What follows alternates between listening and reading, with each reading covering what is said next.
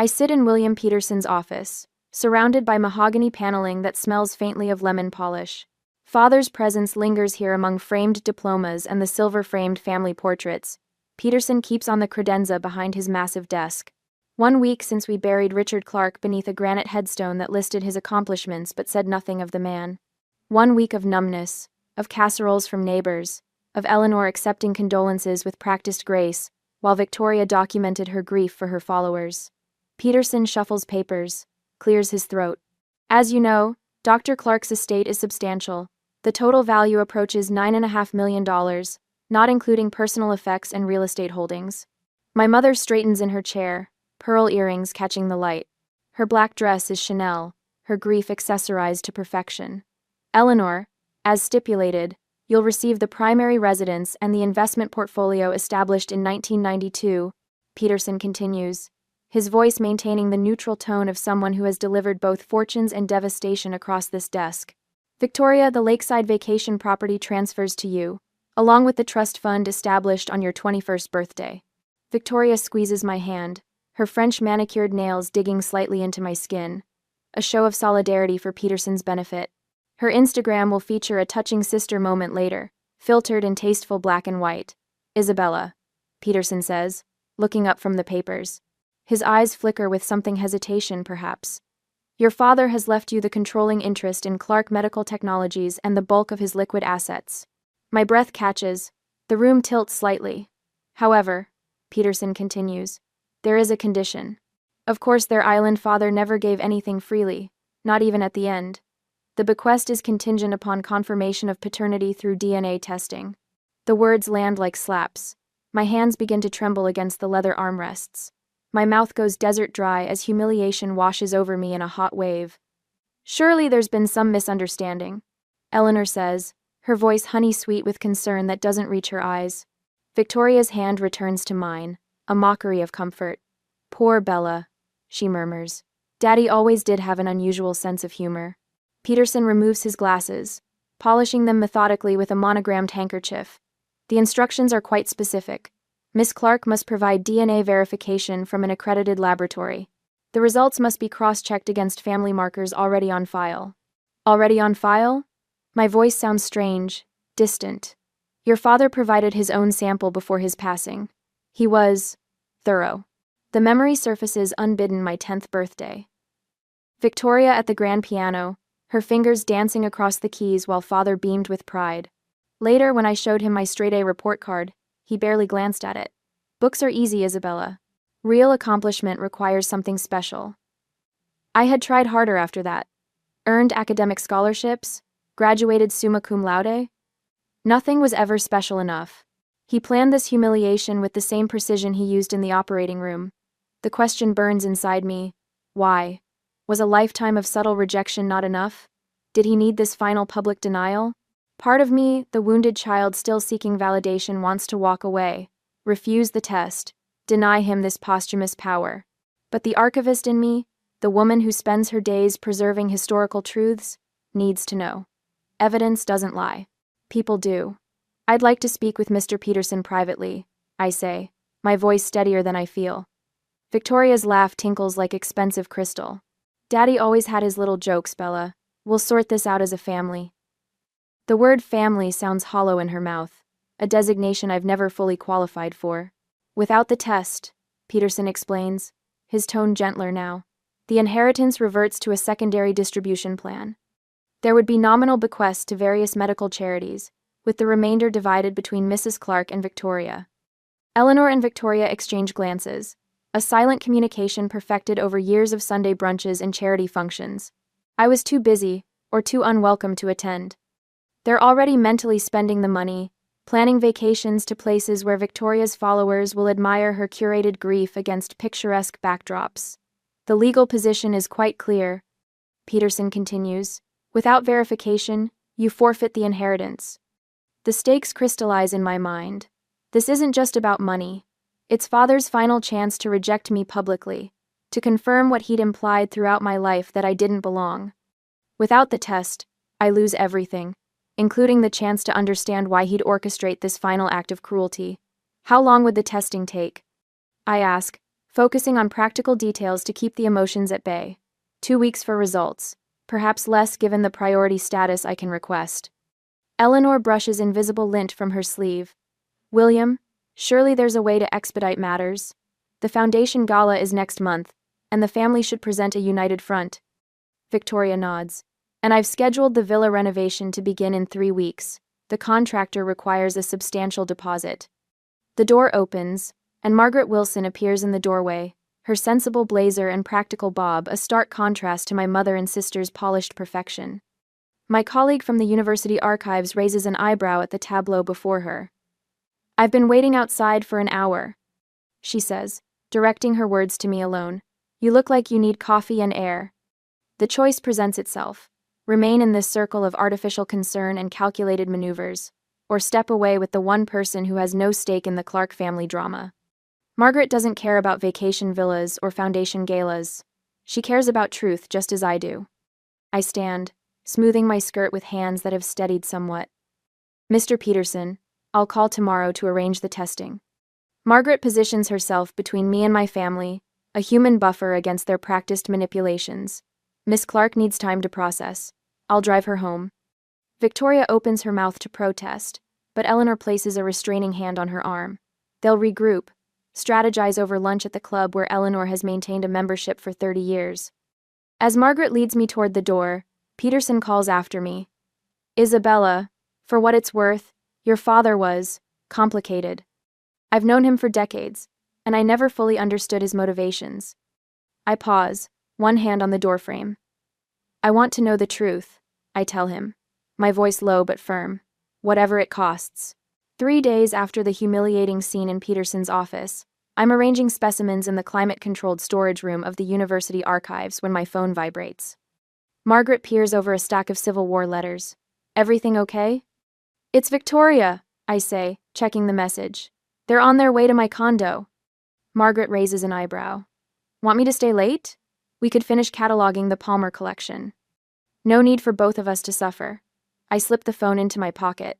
Besides, I need to face them eventually. When I arrive home, Eleanor's silver Mercedes already occupies the visitor spot. I find them in my living room, Eleanor, perched on the edge of my sofa, like it might contaminate her Chanel suit. Victoria wandering the perimeter, examining my framed botanical prints with manufactured interest. We let ourselves in, Victoria says, smiling with calculated warmth. Mrs. Abernathy from next door recognized Mother from the hospital charity auction last spring. Of course she did. Eleanor has cultivated a network of social connections across Boston for 30 years, each one a potential spy or accomplice. I hang my coat without offering to take theirs. What brings you here? Eleanor smooths invisible wrinkles from her skirt. Darling, we've been worried about you. This dreadful situation with the will. We've spoken with another attorney, Victoria interjects, settling into my reading chair like she's posing for her Instagram followers. There are ways around this cruel stipulation. I remain standing. Father's attorney seemed quite clear about the conditions. Eleanor's laugh tinkles like frost falling from a tree branch. William has always been rigid about legal matters. Richard was the same way, constantly insisting on documentation, verification, proof. What do you mean? I ask, catching something significant in her tone. She sighs, her fingers tracing the pearls at her throat. Your father had trust issues throughout our marriage. He questioned loyalties, demanded proof of commitments. This DNA nonsense is just another manifestation of his paranoia. Victoria nods with practiced sympathy. It wasn't personal, Bella. Daddy did this with everyone. Everyone? I repeat. His business contracts contained similar verification clauses. Eleanor explains, the medical foundation documents too. He insisted on penalty provisions if board members missed meetings.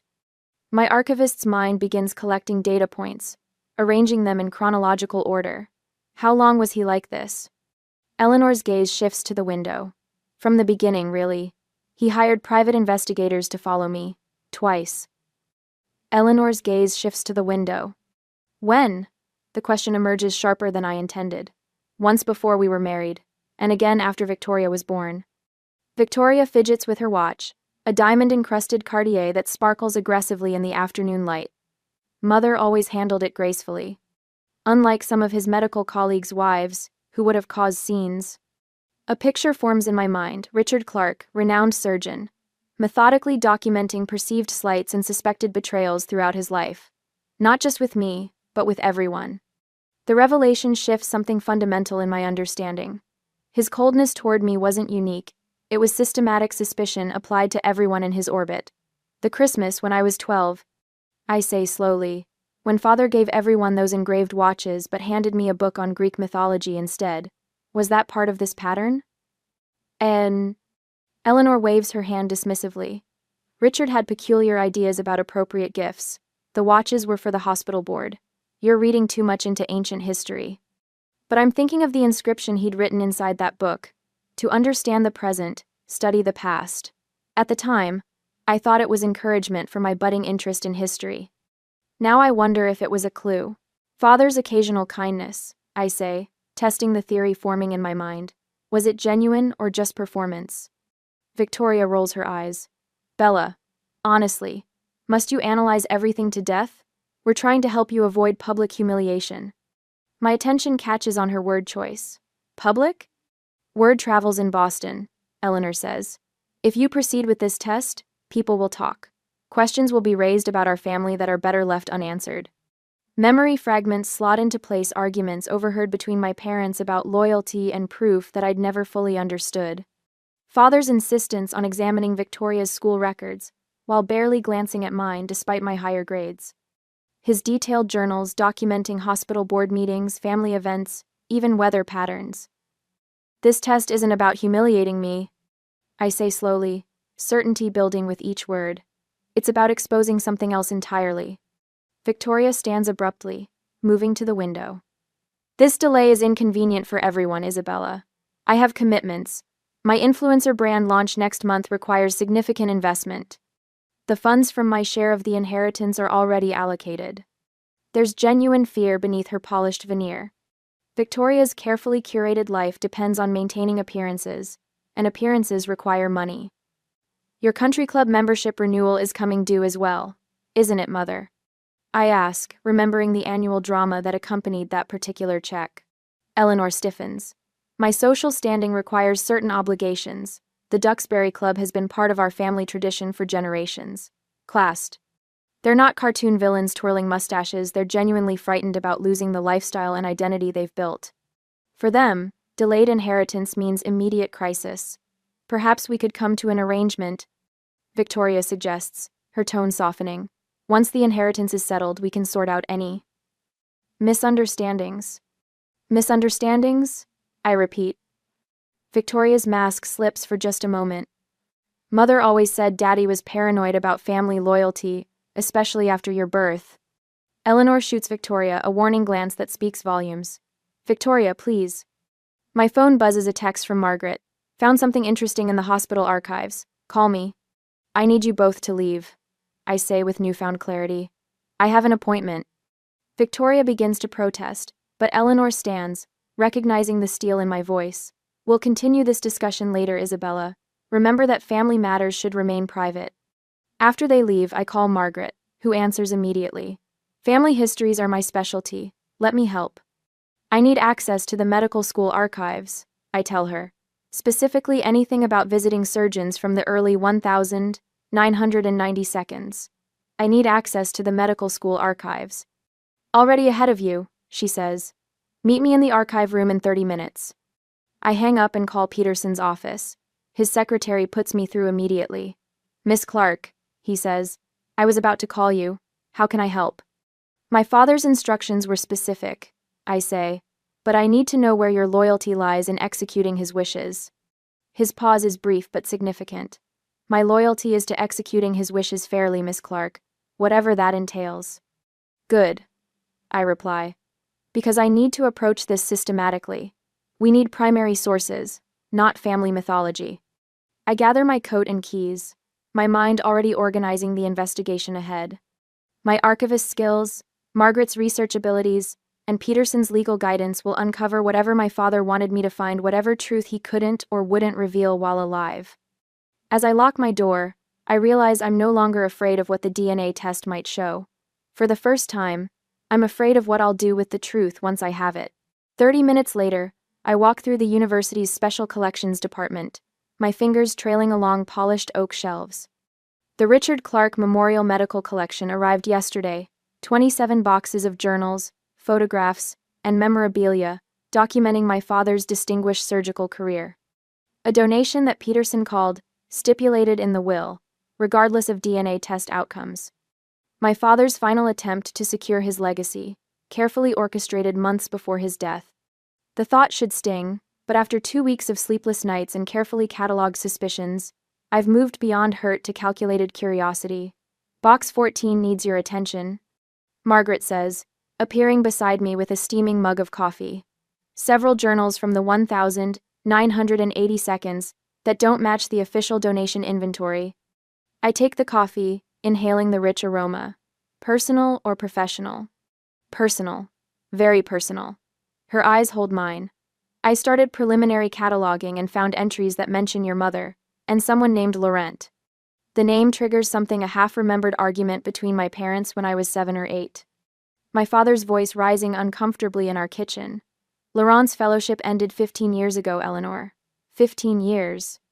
The memory crystallizes as I follow Margaret to a climate-controlled processing room where a leather-bound journal sits open beneath archival lighting. My father's precise handwriting fills the pages, the pressure of his fountain pen creating slight indentations visible even from across the table. Page 37. Margaret says quietly, stepping back to give me privacy. I slip on cotton gloves before touching the journal. The entry is dated September 1991, 2 months before my birth. Eleanor's behavior since Laurent's fellowship ended remains concerning, my father wrote. The timing cannot be coincidental. 9 months of unexplained absences, emotional distance, private phone calls, now pregnancy. I've calculated dates repeatedly. The child cannot be mine unless medical science is wrong about human gestation periods. My breath catches. The room suddenly feels too warm, too bright. There's more, Margaret says, sliding a folder toward me. I cross-referenced hospital newsletters from 1990 to 1991.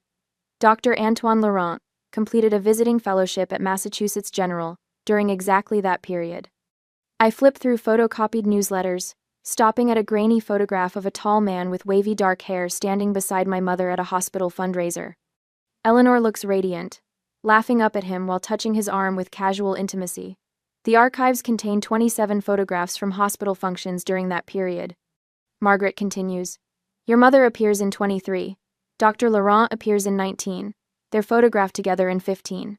My analytical mind takes over, establishing a timeline with forensic precision. Laurent arrived in Boston, January 1990. I was born November 1991. Simple mathematics reveals my conception coincided perfectly with Laurent's fellowship. For the first time since the will reading, power shifts subtly in my direction. My father's paranoia wasn't aimed at humiliating me, it was his final attempt to confirm a suspicion he'd harbored for decades. There's something else, Margaret says hesitantly. Something about Victoria. She hands me another journal. This one from 1987. The entry describes my father's calculations regarding Victoria's birth in November 1987. Laurent's initial 3-month consultation occurred December 1986, February 1987. The timing is suspicious, though inconclusive. Eleanor claims the pregnancy was unexpected but welcome. The realization hits like electricity. My father suspected both Victoria and I were Laurent's children. Victoria needs to see this, I say, my voice steadier than I feel. Within an hour, I've created a careful folder of evidence. Photocopied journal entries, hospital newsletter photographs, a timeline of Laurent's Boston appointments. Research methodology applied to family secrets, my professional skills serving personal revelation. I text Victoria, found important documents relating to the will situation. University archives, 3 p.m. Her response arrives instantly. Can't you email them? Conference call with potential sponsors today. These need to be seen in person, I reply, adding the magic words that will ensure her appearance. They significantly impact inheritance distribution. When Victoria sweeps into the archives at 3:17, she brings the scent of expensive perfume and impatience. Her cream silk blouse and tailored pants look absurdly formal among the academic surroundings. I rescheduled an important call for this, she announces, placing her designer handbag on my desk.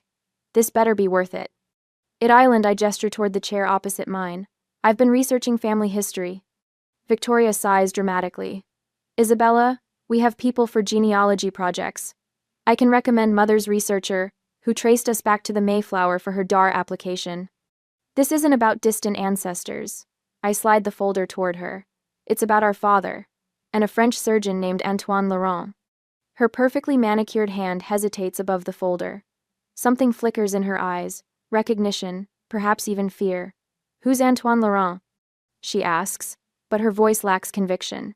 You tell me, I reply, opening the folder to the photograph of our mother with Laurent. Because father seemed quite concerned about his relationship with mother during the years we were both conceived. Victoria's face loses color as she scans the journal entries. Her social media poise cracks, revealing genuine shock. This is absurd, she says, but her trembling fingers betray her. Father was always paranoid about mother's hospital fundraising work. You know how jealous he could be. Was he paranoid? I place the timeline before her. Or, perceptive?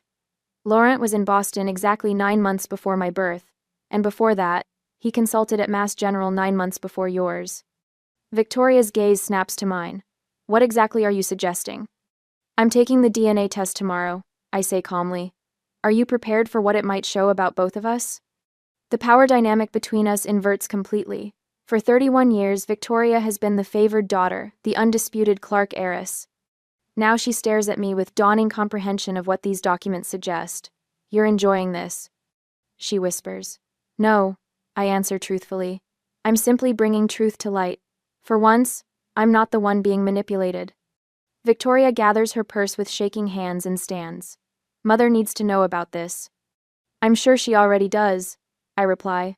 After Victoria leaves, Margaret returns with additional photographs from the archives. I found these in a separate donation from the Hospital Historical Society.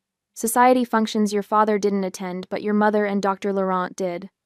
The photographs show Eleanor and Laurent at gallery openings, charity galas, even a weekend medical retreat in Vermont. In each image, their body language speaks of intimacy and shared secrets. My phone rings. Peterson's name appears on the screen. Isabella? He says without preamble. I've been speaking with your father's former colleagues about the will situation. Several mentioned remembering Dr. Laurent quite vividly. I hold my breath, waiting. One particular comment seemed relevant, Peterson continues. Dr. Harrison mentioned Laurent's strong resemblance to Victoria. Said he'd always thought it remarkable how she had Laurent's eyes and chin rather than your father's features. The final piece clicks into place. My father believed Victoria wasn't his biological child and had evidence beyond mere suspicion. Thank you, I say, mind racing with possibilities. That's extremely helpful. I hang up and stare at the scattered evidence before me. For the first time, I understand my father's coldness toward me wasn't personal rejection, but systematic suspicion directed at both daughters. The revelation brings neither comfort nor closure, only strategic advantage. The question now isn't whether to expose the truth, but how.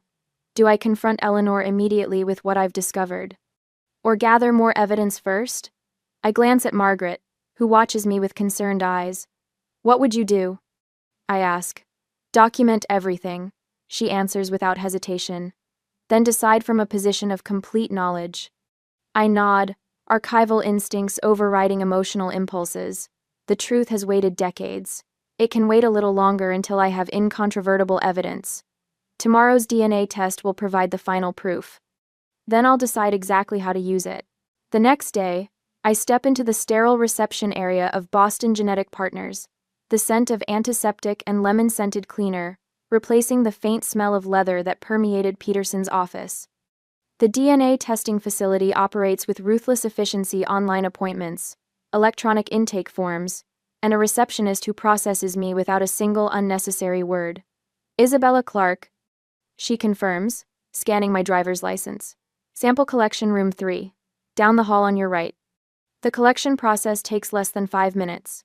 A cheek swab, sealed in a bar-coded container, labeled with patient information that reduces me to a number. The technician, a young man with kind eyes above his mask, attempts small talk. First time doing genetic testing? I nod, watching him label the vial. Lots of people doing ancestry research these days. He offers. This isn't about finding distant relatives, I reply. It's about confirming the ones I already have. Back in my apartment, I spread a fresh timeline across my dining table. Dates from hospital newsletters, social registries, and medical conference proceedings create a stark pattern once arranged chronologically. I plot each point with the methodical precision I use for archive preservation projects, white cotton gloves protecting fragile newsprint as I transfer information to my growing chart. December 1986. Dr. Antoine Laurent begins surgical fellowship at Massachusetts General Hospital. January 1987. Hospital charity gala photographs show Eleanor and Antoine seated at same table. Richard absent due to emergency surgery. February 1987. 3 society page mentions of Eleanor attending events where Antoine was present. Richard appears in only one photograph. November 1987. Victoria born at Massachusetts General. December 1987. Antoine Laurent returns to Paris. Victoria had always claimed our father's focus on precision made him a brilliant surgeon but a distant parent. Now I wonder if his precision served another purpose, tracking his suspicions while maintaining the appearance of a successful marriage and family. The apartment phone rings, startling me from my concentration. Isabella. It's Margaret. Any progress with the timeline? I've established when Laurent was in Boston. The dates align precisely with Victoria's conception. My voice sounds distant, clinical, and archivist reporting findings, rather than a daughter discovering family secrets. What's your next step? Margaret asks. I need medical staff directories from the hospitals during that period. Proof they worked together, not just attended the same social functions. I can help with that. The university archive has reciprocal privileges with the medical school library. Perfect. I make a note on my growing task list. Peterson's providing the legal framework if Victoria contests the results. If? You mean when? Either way, I'll be prepared. After hanging up, I return to my timeline, adding photographs clipped from microfiche copies of hospital newsletters. In one, Eleanor laughs at something Antoine says, her hand resting lightly on his arm. Richard stands several feet away, focused on a conversation with the hospital administrator.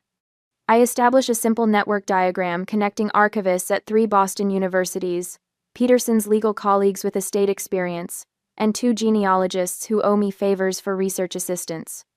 This isn't about confrontation, not yet. It's about documenting every relevant fact before anyone can challenge what the DNA results will show. My doorbell rings at 7. Margaret stands there holding a stack of folders and a bag of takeout. Thai food and hospital staff directories, she announces. I figured you hadn't eaten. We spread the folders across my living room floor, creating an evidence map that would impress the most meticulous detective. Look at this, Margaret says, pointing to a staff photo from 1990. Eleanor was on the hospital auxiliary board the same year Laurent arrived. They would have worked together on fundraising events, I confirm, adding another connection to my diagram. 3 days later, an email notification appears on my phone. Sample status update from Boston Genetic Partners. I open it, expecting confirmation that processing has begun. Instead, due to inconclusive preliminary results, we request an additional sample for verification purposes. Please contact our office to schedule a second collection appointment. My stomach tightens. I call the testing facility immediately. This is highly unusual, the technician explains. Sometimes sample contamination occurs, but what? I press. Well, sometimes when paternity is in question, we see unusual genetic markers that require additional testing. A surge of fear rises in my chest. Did Richard deliberately sabotage the test? Create false markers to prolong the humiliation even after death? I close my eyes, breath shaky. This delay gives Victoria and Eleanor time to build an alternative legal challenge, perhaps claiming emotional distress or undue influence.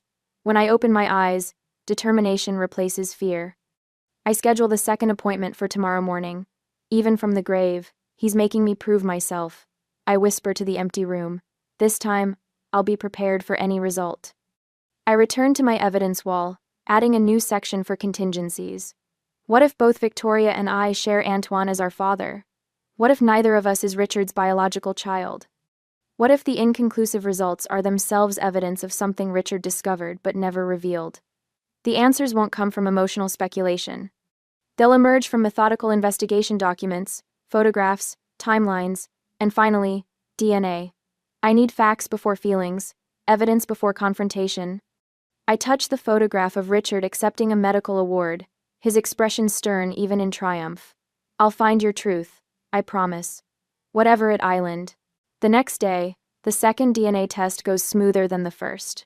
No awkward conversations with lab technicians, no explanations needed about why I'm seeking verification. Just another vial of blood drawn by a woman with efficient hands who asks nothing beyond confirming my identity. I've chosen a different company this time, more expensive, more prestigious, with a reputation for accuracy that could withstand even Victoria's legal challenges. Results typically available within 10 business days. The technician tells me, pressing a cotton ball against the small puncture in my arm. I need them faster, I say, sliding a folded check across the counter. Premium processing. Back at my condo, I spread my evidence across the dining table that has become my war room.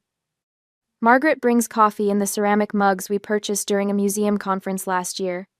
The table surface disappears beneath a timeline of fellowship announcements, hospital newsletters, and society page clippings. This is quite the dossier, Margaret says, studying the chronological arrangement. You've been thorough.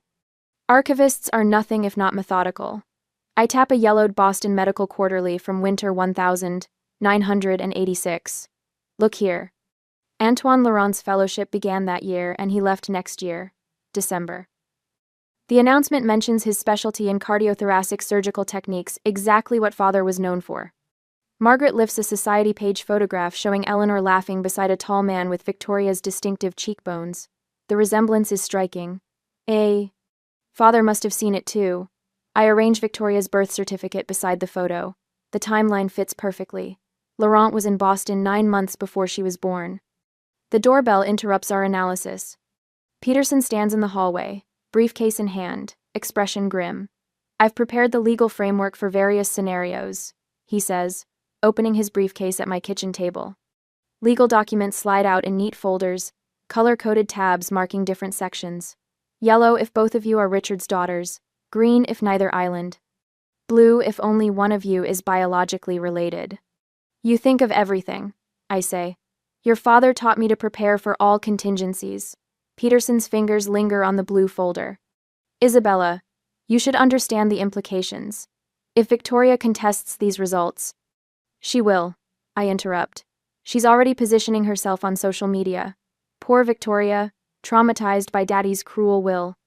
Then we need to be ready for a prolonged fight. Peterson adjusts his glasses. The more evidence we compile now, the stronger our position. Later, after Peterson leaves, I sort everything into 3 expandable files: timeline, photographic evidence, legal documentation. No emotional narratives, just facts arranged in the methodical fashion that has defined my professional life. This isn't about hurt feelings anymore. It's about uncovering a truth that has shaped our family for decades without any of us knowing it. 4 days later, my laptop pings with a new email notification. Subject line: test results available. My finger hovers over the trackpad, suddenly hesitant.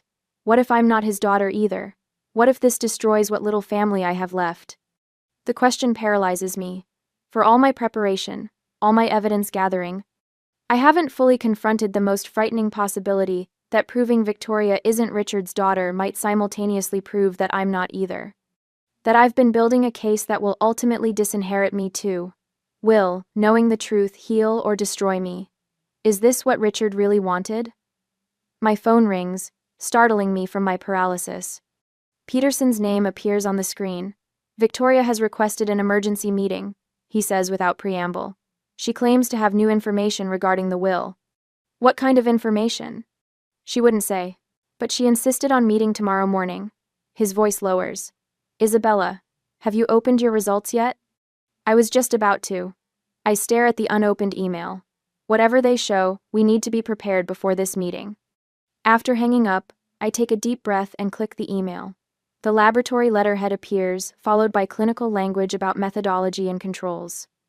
I scan past the technical details until I reach the conclusion section. Probability of paternity, 99.99%. Relief washes through me, momentarily weakening my knees. I am Richard Clark's biological daughter. The truth I've been seeking, the validation I'd secretly craved, appears in stark black and white on my screen. But there's a second attachment labeled Supplemental Report. I click it open, eyes widening as I read the additional information. The lab has identified something unexpected in the genetic markers they tested. I reach for my phone, texting Margaret. I need 3 folders prepared for tomorrow's meeting. Blue ones, with clear labels. Then I download the reports. My hands steady as I save the files. No trembling, no racing heart. Just the calm certainty of someone who finally holds all the evidence needed to reveal a long-hidden truth.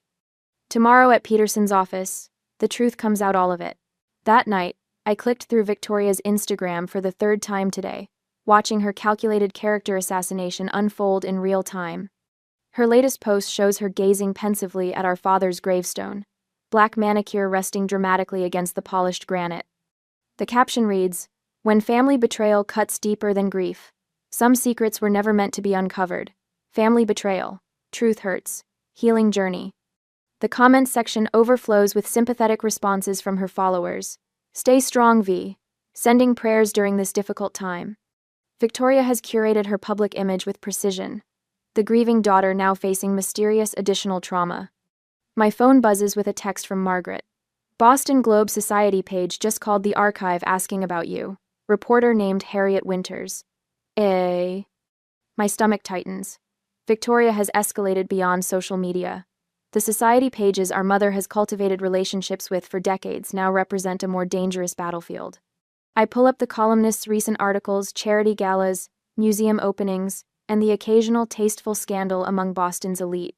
The Clark family drama would make perfect Sunday reading. The phone rings. Eleanor. "Isabella." Her voice wavers between anger and tears. "Whatever you think you know, you'll destroy this family if you reveal it." I stand at my kitchen window, watching rain streak the glass. "I'm not the one who contacted the Globe, Mother. Victoria is protecting herself. Can you blame her? You've been digging through Richard's things like some detective, making accusations." "I haven't accused anyone of anything," I say, measuring each word. "I simply took the DNA test Father required in his will." "These tests are often wrong." Eleanor's voice hardens. "Victoria spoke with Dr. Greenwald at Memorial Hospital. He says DNA testing can give false results." Of course, Victoria has medical connections. She's built her influencer empire partially on sponsored content for wellness brands and medical spas. "The results aren't wrong, Mother." A long silence stretches between us. When Eleanor speaks again, her voice has the brittle quality it gets when she's cornered. "Victoria plans to contest the will, regardless of what your test shows. Her attorney says the process could take years. Is that what you want? For all of us to be dragged through court while strangers paw through our family history?" The threat lands precisely where Victoria intended. My professional reputation depends on discretion and respect for historical records. A public legal battle would undermine everything I've built. Think about what Richard would have wanted. Eleanor continues, pressing her advantage. He valued the family name above everything. This is where she's wrong. Father valued truth above everything, even when that truth was painful. I hear his voice from a rare moment of connection during my college graduation. "History isn't what people wish happened, Isabella. It's what actually occurred, whether convenient or not." "I'll see you tomorrow at Peterson's office," I say, ending the call before Eleanor can respond. Within minutes, my phone lights up with a notification. Victoria has posted again a black and white image of herself staring soulfully into the camera, carefully crafted tear tracks visible on her cheeks. The caption reads, "When a parent's psychological abuse continues even after death, some wills are weapons. Toxic family, healing, from narcissistic abuse, my truth journey." 2. The side of my betrayal. She's reframing the narrative, casting herself as the victim of our father's psychological manipulation, rather than facing the reality of the DNA results. Her followers respond with outrage on her behalf. No one should use a will to hurt their children. Stay strong, beautiful soul. Margaret arrives at my door with takeout Thai food and determination written across her face. "I brought reinforcements," she says, nodding toward William Peterson walking up behind her, briefcase in hand. Sorry to arrive unannounced, Peterson says, rain beating on his wool overcoat. Victoria's attorney contacted me about filing preliminary objections to the will execution. We spread documents across my dining table while Margaret unpacks the food. Peterson pulls out the legal filings. Victoria's attorney has prepared thick with procedural objections and demands for additional testing. They're claiming Richard wasn't of sound mind when he added the DNA provision. Peterson explains. They've found 2 of his former colleagues willing to testify he became paranoid in his final months. That's absurd, I say. He was operating until 3 weeks before his death. Peterson nods.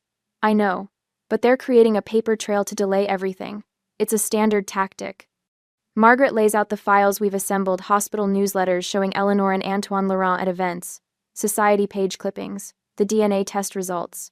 We need to present all of this formally. No more piece-by-piece revelations. Peterson reviews our evidence with professional detachment. This is extraordinarily thorough, Isabella. You've documented everything with precision. I'm an archivist, I remind him. Documentation is what I do. My phone lights up with another call from Eleanor, which I decline. Seconds later, a text appears. Victoria says she'll drop everything if you agree to split the estate 50/50. Please be reasonable. Plus. I show the message to Peterson. That's an interesting development, he says. She knows she has no legal standing.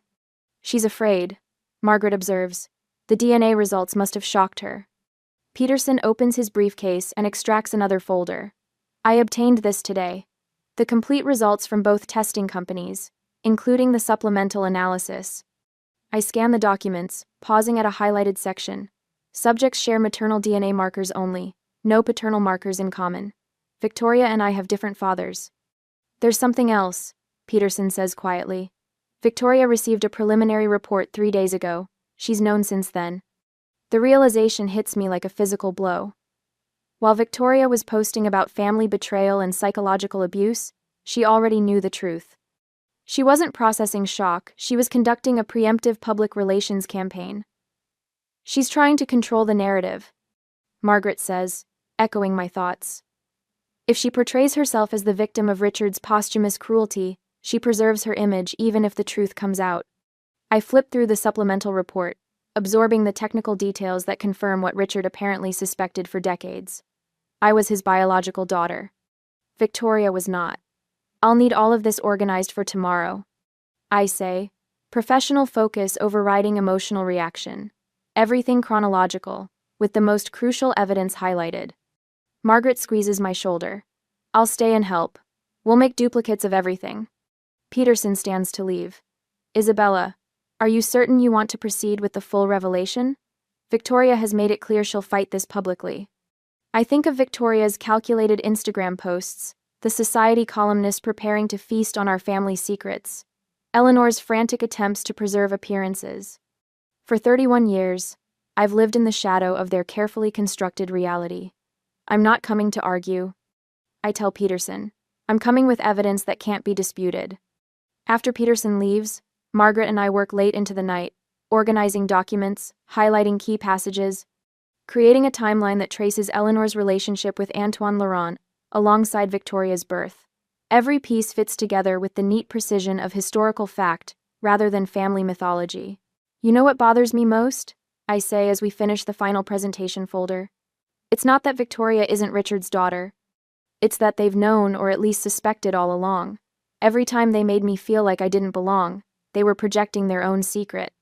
Margaret pauses in her labeling. Tomorrow you reclaim your story. The real one, not the version they've been telling. I place the final document, the DNA comparison showing Victoria and I share only our mother's genetic markers, into the folder. Tomorrow, the truth my father orchestrated from beyond the grave will finally emerge, changing everything about the family narrative Victoria and Eleanor have controlled for decades. The rain continues its steady rhythm against the windows as I prepare for the confrontation that will either destroy my family or finally make it honest. The next morning, I arrive at Peterson's office 30 minutes early, carefully placing my leather portfolio on the passenger seat. The morning sun glints off the brass building numbers as I check my reflection in the car window. No trace of the sleepless night shows on my face, only calm determination in the eyes that Richard always said were too observant for my own good. Margaret meets me at the entrance, her sensible navy cardigan a stark contrast to the designer outfits Victoria and Eleanor will undoubtedly wear. "Ready?" "Ready," she asks, carrying a stack of authenticated hospital newsletters. "As ready as I'll ever be." I smooth my charcoal skirt, feeling the weight of the evidence folders in my tote bag. "Thank you for being here." Peterson's receptionist ushers us into the conference room rather than his office, a space designed for corporate negotiations rather than family matters.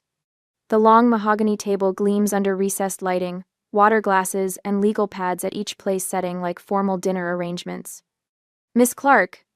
Peterson rises, offering his hand. "I've prepared the room as requested." Victoria and Eleanor arrive together 10 minutes later, entering with the synchronized grace of performers who've rehearsed their entrance. Eleanor wears black Armani, her pearl earrings catching the light. Victoria has chosen cream linen with gold accessories, the picture of wounded innocence for her inevitable social media documentation later.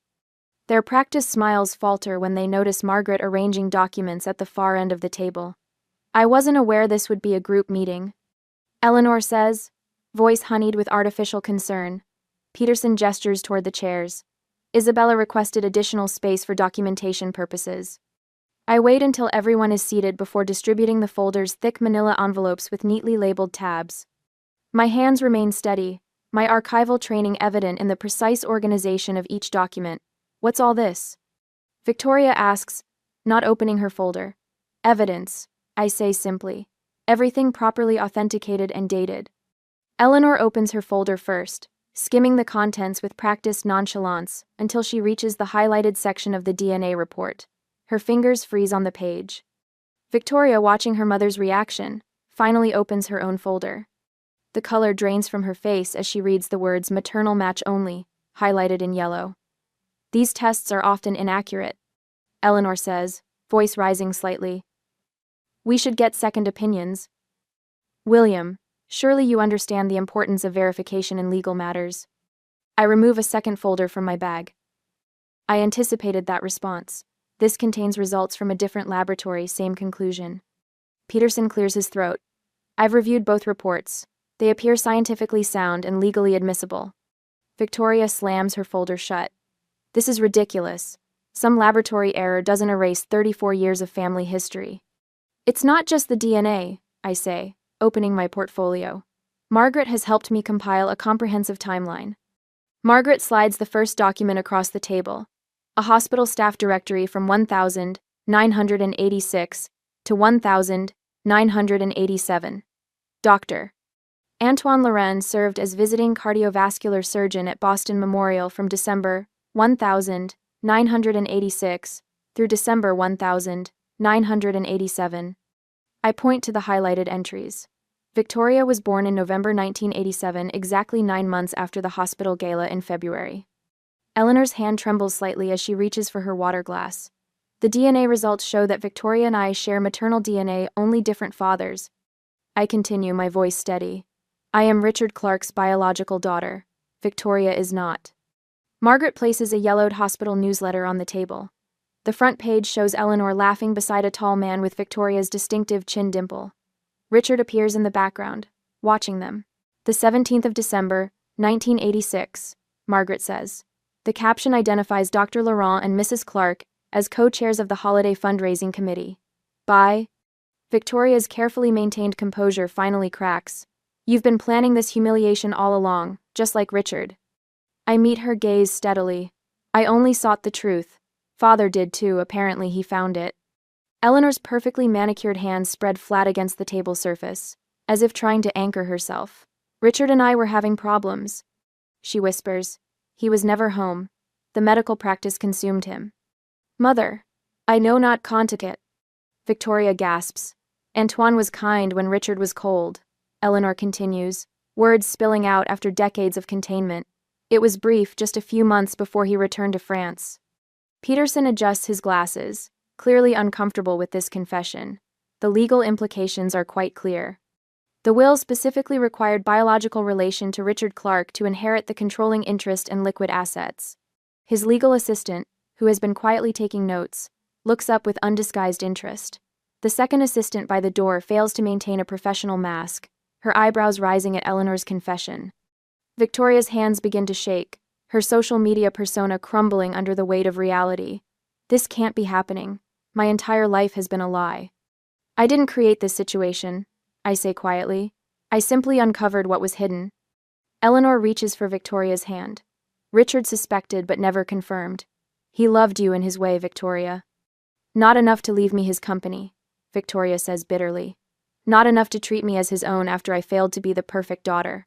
The realization of Richard's lifelong emotional distance from Victoria, the subtle favoritism toward me that I never recognized, settles into the room like a physical presence. Peterson reviews the legal documents. According to the will's conditions, Isabella is confirmed as the sole heir to Clark Medical Technologies and the specified liquid assets. Victoria pushes away from the table, mascara tracking down her cheeks. So that's it?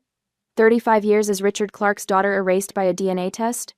The victory I anticipated feels hollow as I watch my sister's world collapse, not through my actions, but through choices made before either of us was born. It doesn't have to end this way, I say, surprising myself.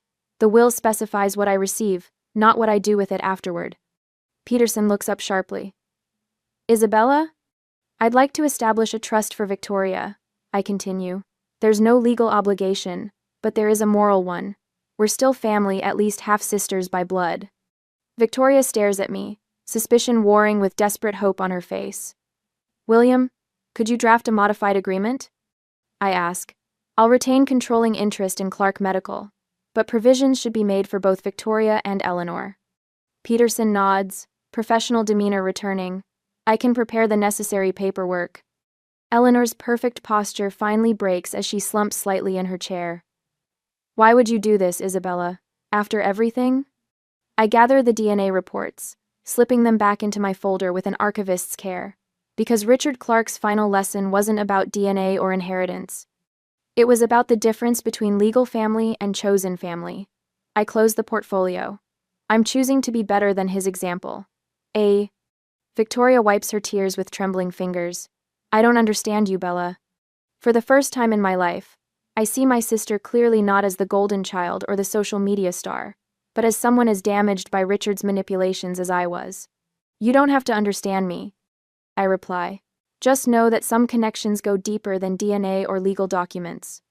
Peterson begins outlining the terms of a new agreement, as Margaret quietly collects the hospital newsletters and photographs. Evidence no longer needed, now that truth has replaced suspicion. The weight of Richard's posthumous game lifts from my shoulders. In seeking to control us from beyond the grave, he instead gave me something unexpected, the freedom to define family on my own terms. A year after the revelation, I stand in what was once my father's office at Clark Medical Technologies. 1 month after the DNA revelation turned our family inside out. The mahogany desk, smaller than Peterson's but no less imposing now, bears my papers instead of Richard's. Through the floor-to-ceiling windows, Boston spreads before me, autumn painting the common in fiery reds and golds. Miss Clark? My assistant knocks softly. The board members are waiting in the conference room. A year ago, those same board members barely acknowledged my existence at Foundation events. Now they seek my approval on quarterly projections. The irony isn't lost on me. Tell them 5 minutes, please. I close the folder containing Victoria's latest email, terse, but without the manipulative undertones I've learned to recognize. She left Boston 3 weeks after the revelation, her Instagram suddenly silent before resuming with carefully curated California sunsets. No family photos, no references to the Clark legacy.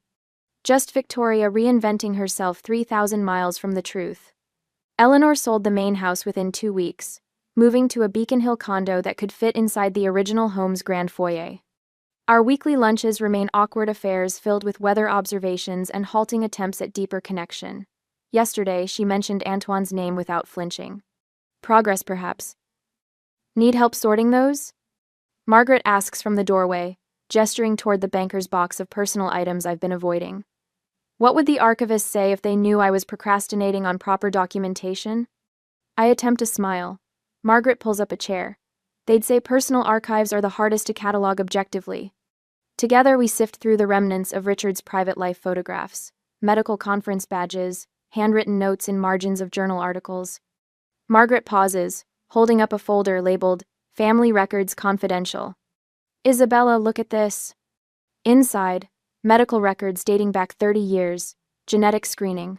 Richard underwent long before Victoria or I knew anything about DNA testing. He knew. I whisper. He confirmed it decades ago. And still kept you both close, Margaret observes.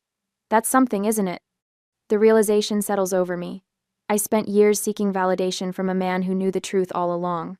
The words taste bitter, then oddly freeing. He could have spared us all this drama.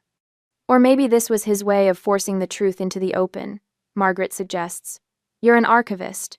You understand better than most how buried truths eventually surface. 6 months later, I stand before the Clark Medical Technologies executive team, presenting acquisition projections with a confidence that would have been impossible before. My father's awards, which once dominated this boardroom, now hang in the medical school lobby, donated with Eleanor's blessing. I kept only one photo. Richard holding infant me, his expression unreadable but his grip protective. The company has flourished under my leadership, stock prices rising steadily. The board members who once spoke over me now lean forward when I speak. The transition wasn't seamless. 2 resigned in protest initially, but the remaining leadership recognized what Richard apparently saw. I am my father's daughter in all the ways that matter. My phone buzzes with a text from Victoria. Call when you have time, no rush. Our relationship exists now in occasional emails and brief phone calls.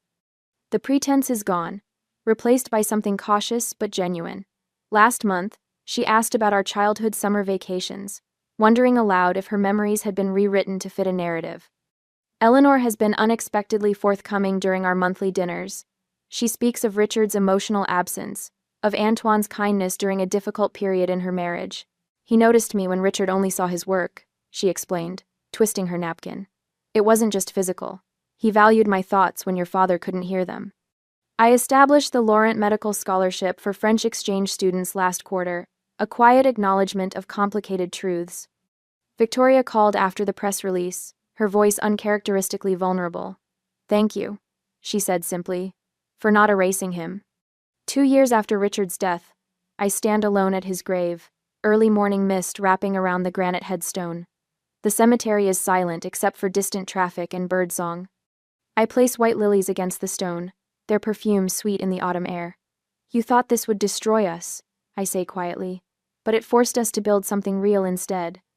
The Clark Family Foundation launches next week, its mission supporting children separated from biological parents. Eleanor will serve as honorary chairperson, her idea, surprisingly. Victoria contributed to the website design remotely.